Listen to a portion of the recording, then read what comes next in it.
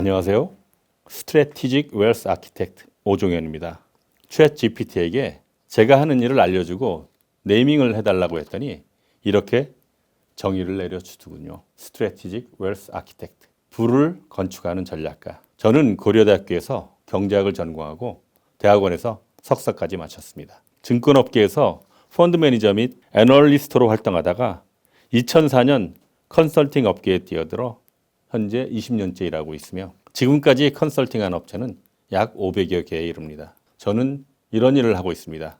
기업을 성장 발전시키는 일, 기업의 성과를 대표, 주주 등 개인에게 잘 이전시키는 일, 부모 세대가 평생 갖고 놓은 재산을 자녀 세대에게 안전하게 잘 넘겨주는 일, 이런 일을 하고 있습니다. 세법이 개정되어 아쉬운 것들, 비상장 주식이 물납해서 제외됐던 사건이거나 부동산 과다 법인, 부동산 임대 법인 등의 주식 평가 방법이 바뀌었던 사건, 부동산 임대업을 현물 출자할 때 취득세 감면이 제외되었던 사건들이 저에게는 참 여러 가지 세법 개정된 사항들이 있지만 그 중에도 정말 저에게는 참 아쉬운 사건이었습니다. 참 아쉽습니다. 조만간 없어질 것으로 확정된 것들도 있고 조만간 없어질 것으로 예상되는 것들도 있습니다. 1950년부터 2025년 현재까지 약 70여 년간 상속세 및 증여세법의 개정 추이를 살펴보면 그 속도는 점점 빨라지고 횟수도 정말 많아졌습니다. 그러면서 그 세법의 그물망 코가 점점점 촘촘해지고 있습니다. 제가 컨설팅을 시작하던 초기에는 짧은 기간에 세금을 획기적으로 줄이는, 세금을 거의 안 내는 컨설팅 방법들을 제안하기도 했었습니다. 그러나 이제는 그런 전략들은 기대 난망입니다. 세금을 안 내는 단기간에 효과를 발휘하는 절세 방안이 있다? 저는 거의 없다고 봅니다. 장기간에 걸쳐 준비해서 10% 또는 20%대의 세금을 부담하는 전략도 아주 훌륭한 전략일 것입니다. 만일 단기간에 큰 절세 효과를 기대할 수 있는 그런 전략이 있다면 그 기회를 놓치지 마십시오. 아시다시피 2024년 12월 3일 국회 본회의에서 2025년 상속세 및 증여세법 개정안이 부결되었습니다. 상증세법이 부결됨으로써 그 생명이 연장된 절세 방안이 있습니다. 그것은 특정 법인 전략에서 자본고래, 즉 불균등 유상증자나 불균등 유상감자를 활용하는 전략인데요. 이 전략을 간략히 설명하면 아버지가 아버지 법인의 주식을 자녀 법인에게 10%를 양도 또는 증여하고 나머지 90%를 액면가 유상감자를 함으로써 세 부담 없이 경영권을 승계하게 된다는 것입니다. 그래서 세법 개정안에 포함돼서 개정될 것으로 예정되어 있었는데 상증세법이 통째로 부결되면서 그 생명이 연장된 사안입니다. 그 절세 효과는 약 80% 정도의 절세 효과가 있는데요. 자세한 것은 2025년 1월 7일 가족법인 전략 1년간 사용할 수 있는 절세 기회라는 영상을 참고하십시오. 끝날 때까지 끝난 게 아니다.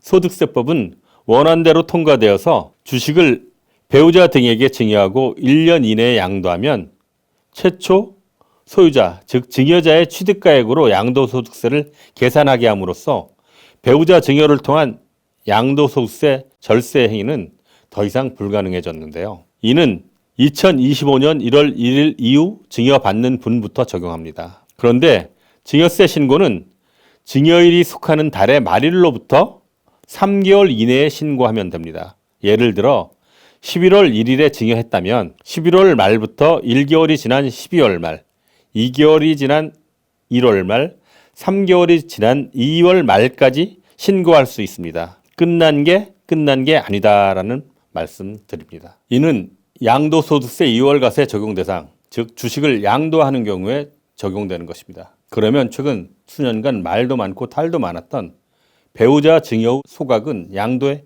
해당하지 않으므로 이 법의 적용을 받지 않는다고 볼 수 있겠습니다만 지난 수년간 자라보고 놀란 것은 소뚜껑 보고 놀란다고 보수적으로 보아 증여 후 소각의 경우에도 적용된다고 보는 것이 속편하겠습니다만 분명 이와 관련한 후속 세법 개정이 있을 것으로 저는 예상합니다. 올해 8월 세법 개정안에 이것이 포함되지 않을까? 배우자 증여 후 이익 소각도 1년 이내에 하면 그 취득가액을 원래 소유자의 취득가액으로 한다라는 그런 세법 개정안이 포함되지 않을까 조심스럽게 예측해 봅니다. 탁월한 절세 효과로 인해서 2017년부터 이 컨설팅 업계에서 야금야금 컨설팅을 진행했던 배우자 증여 후 소각이 2020년 국세청이 실질 가세 원칙을 전가의 보도처럼 휘두르면서 배우자 증여 후 소각에 대해서 과세를 내서 많은 컨설턴트,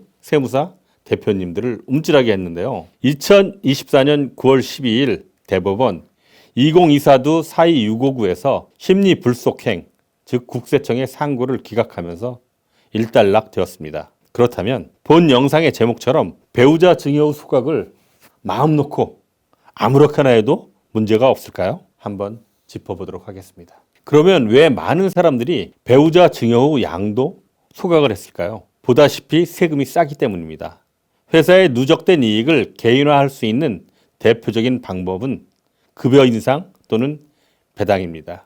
근데 급여 인상, 배당 대비해서 배우자 증여 후 양도가 그 세금이 절세 효과가 탁월하기 때문입니다. 예를 들어 6억 원을 배우자 증여 후 양도 소각해서 6억 원을 회사에서 인출하면 세금은 0원이지만 급여 인상을 통하면 2억 6천만 원, 배당을 통하면 2억 4천만 원의 세금을 내야 하므로 이런 이유로 많은 대표님들이 선택을 하셨던 것이고요. 배우자 증여 후 소각이냐, 배우자 증여 후 양도냐, 배우자 증여 후 감자냐, 배우자 증여 후 상환주 소각이냐, 다양한 방법들이 있습니다. 이는 각 법인의 여건에 맞는 방법을 선택해야 할 것입니다. 그 절세 원리를 보면 대표가 배우자에게 주식을 증여할 때 배우자 공제한도 6억 원을 사용함으로써 세금을 내지 않습니다. 그 대신 배우자가 취득한 가액은 대표가 취득한 가액이 아닌 증여 시점의 가액으로 상승하게 되고요. 그 상승한 가액으로 회사에게 양도 또는 소각함으로써 그 차액이 없어서 세금을 내지 않는 그런 원리에 해당합니다. 즉 회사 돈을 6억 원 또는 그 이상을 세금을 안 내거나 아니면 세금을 조금 내고 가져오는데요. 여기에서 대신 우리 납세자는 어떤 것을 희생해야 하냐면 법에서 세법에서 정한 권리 배우자 증여 공제를 10년 이내에는 사용할 수 없다는 것입니다. 그럼에도 불구하고 국세청에서는 실질과세 원칙을 적용해서 거래를 재구성해서 증여자가 직접 소각 회사에게 양도하거나 소각해서 그 대금을 증여자가 받아서 배우자에게 증여한 것으로 봐서 과세를 하였습니다. 그 거래 사례는 크게 두 가지로 볼 수 있습니다. 첫 번째 케이스는 대표가 배우자에게 주식을 증여하고 그 주식을 배우자가 회사에 양도하고 그 대금을 수령해서 배우자가 그 대금을 직접 관리하거나 본인의 채무를 상환하는 데 사용하거나 유무형 재산을 취득하거나 금융상품 등으로 운영하거나 그 증여받은 사람이 그 대금을 직접 관리하고 사용한 경우에는 대부분 승소하였습니다. 전부 다는 아니고요. 대부분 승소하였습니다. 그리고 또 하나의 케이스는 이건 대부분 패소한 케이스에 해당하는데요. 첫 번째 케이스와 똑같이 가다가 마지막 단계에서 배우자가 회사로부터 수령한 대금을 다시 대표에게 돌리는 작업을 한 겁니다. 그래서 그 자금이 대표, 즉 증여자에게 자금이 귀속되어서 가지급으로 상환하거나 대표가 유무형 재산을 실질적으로 취득해서 관리하거나 금융상품을 취득해서 관리하거나 이런 경우에 대부분 납세자가 패소한 사건에 해당합니다.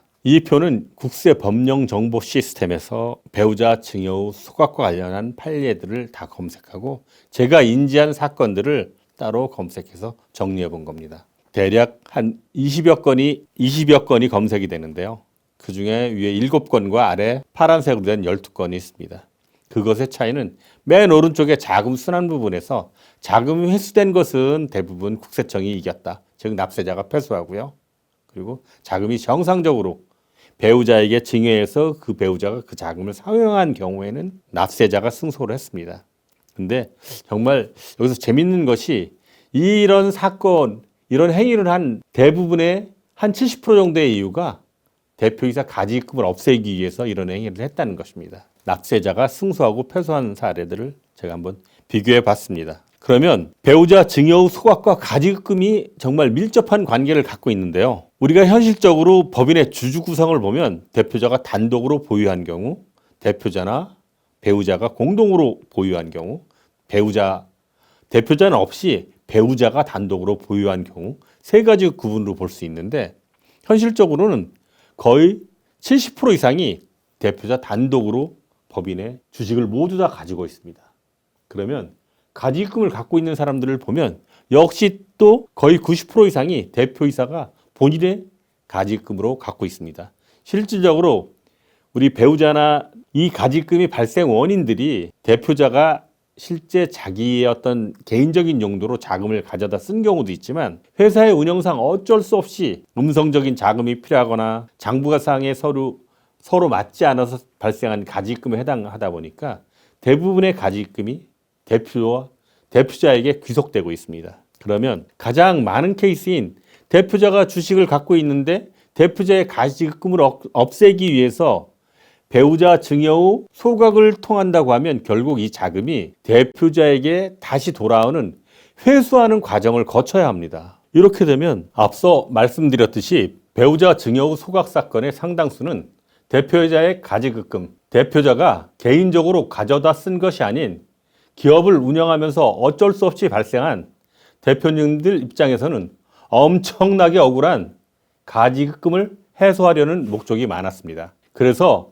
배우자 증여 후 소각을 이용하면 세금이 거의 안 들어서 호응이 높았고 그래서 실행을 결정하셨던 것입니다. 그리고 앞서 판례에서도 봤지만 자금의 정상적인 흐름은 인정되고 자금을 회수하는 흐름은 대부분 인정되지 않았습니다. 그런데 현실 세계에서 살펴보면 대표님이 주식을 보유하고 대표님이 가지급금의 귀속자인 경우가 대부분입니다. 이런 경우 가지급금을 해소하기 위해서는 대표님이 배우자에게 주식을 증여하고 배우자는 증여받은 주식을 회사에 소각 또는 양도하고 그 받은 대금을 배우자가 다시 대표자에게 돌려주는 자금에서는 불가피합니다. 즉 자금의 흐름상 부인될 가능성이 아주 높다는 것입니다. 그럼 이런 입장에 처하신 대표님들은 한숨 푹 쉬며 수수방관 손 놓고 계셔야 할까요? 그렇지 않습니다.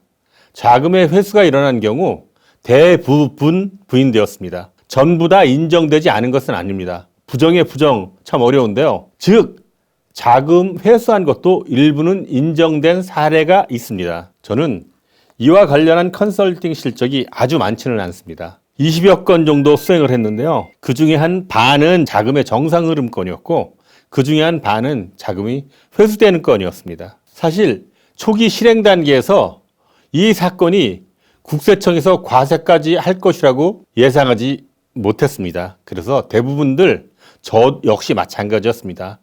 충분히 사전에 어떤 과세에 대해 준비하지 않았던 것은 사실입니다. 아무튼 저는 제가 개입해서 실행한 케이스는 운 좋게도 과세에 대한 시비가 걸리지 않았습니다. 정말 운이 좋았다고 생각합니다. 그러나 초기에 한두 건 과세 사례들을 접하면서 후속 보완 작업 등 새로 실행하는 건들은 단단히 준비를 해왔습니다. 그리고 공식, 비공식적으로 판결문들을 확보해서 모든 케이스들을 꼼꼼 짚어봤습니다. 안전한 실행 방법, 여기에 적혀 있는 것들은 컨설턴트들 간에 돌아다니는 내용입니다. 배우자 증여 후 소각이 과세 시비에 걸리지 않기 위해서는 이런 것들을 해야 한다고 그렇게 저희들이 정리해 놓은 겁니다. 그런데 가장 안전한 실행 방법은 충분한 경험과 지식, 노하우를 가진 저와 같은 전문가와 함께하는 것이 가장 안전한 실행 방법일 것입니다. 이상과 같이 배우자 증여 후 소각 실행에도 안전할 것이냐에 관해서 한번 꼼꼼 짚어봤습니다. 다음 시간에는 배보다 배꼽이 큰 사연, 제목을 참 재미있는 제목을 제가 뽑아봤는데요. 자산 승계에서 납세 재원을 마련하는 것이 왜 중요한지, 그 납세 재원을 마련하는 방법이 어떤 것이 있는지 그것에 대해서 알아보도록 하겠습니다. 기대해 주십시오. 스트래티직 웰스 아키텍트 오종현이었습니다. 구독, 좋아요, 그리고 상담 신청 댓글은 제게 큰 힘이 됩니다. 그리고 보너스, 제가 시한수 읊도록 하겠습니다. 살다 보니 알겠더라. 조관희. 떠오르는 수많은 생각들 속에 한 잔의 커피에 목을 축인다. 살다 보니 긴 터널도 지나야 하고 안개 낀 산길도 홀로 걸어야 하고 바다의 성난 파도도 만나지더라. 살다 보니 알겠더라. 꼭 만나야 할 사람은 만나고 스치고 지나야 하는 것들은 꼭 지나야 한다는 것도. 떠나야 할 사람은 떠나고 남아야 할 사람은 남겨지더라. 두 손 가득 쥐고 있어도 어느샌가 빈손이 되어 있고 빈손으로 있으려 해도 그 무엇인가를 꼭 쥐고 있음을. 소낙비가 내려 잠시 처마 밑에 피하다 보면 멈출 줄 알았는데 그 소나기가 폭풍우가 되어 온 세상을 헤집고 지나고서야 멈추는 것임을. 다 지나가지만 그 순간 숨을 쉴 수조차 없었다. 지나간다. 모두 다. 떠나는 계절, 저무는 노을, 힘겨운 삶마저도 흐르는 것만이 삶이 아니다. 저 강물도, 저 바람도, 저 구름도, 저 노을도, 당신도, 나도. 기다림의 때가 되면 이 또한 지나가기에.